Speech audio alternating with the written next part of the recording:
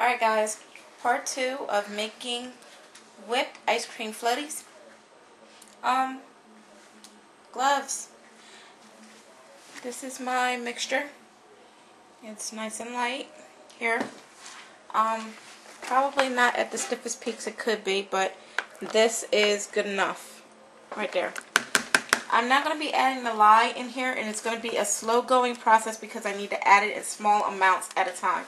Now at this point, Brianna is going to be using the zoom focus so that she can see inside the bowl, but I do not want her near the bowl if it splashes because of course we're working with lye, we're working with oils, and this is hot. Again, because we're making whipped soap, this is all going to be cold processed. This lye has been sitting for over an hour. It does not matter. It does not matter. It doesn't matter what temperature it is. It doesn't matter. Which is the good part. You can just take your time and make it as you want to. So I have my lye. I'm going to pour a little. Of course I have my gloves on. That's going to go straight down. I'm going to pour some in and I'm going to blend.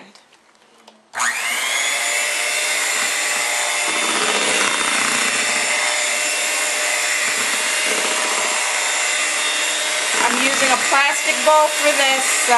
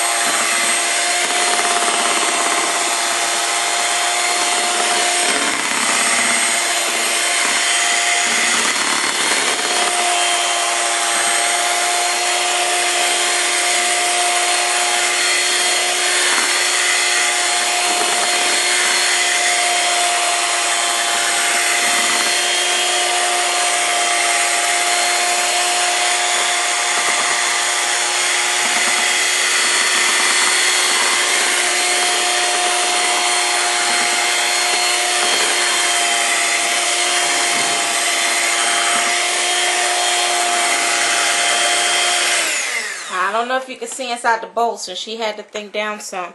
This is definitely going to take some of your whippedness out, but by adding it in slowly, you keep getting some of your whippedness back.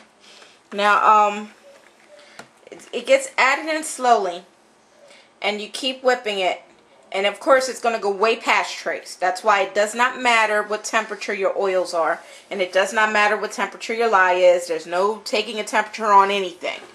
And that's the good part about this, because I can work at my own pace and I don't have to rush.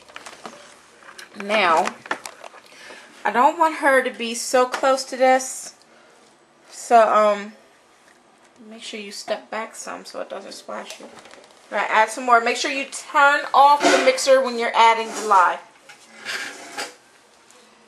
So I only have a little bit left to add.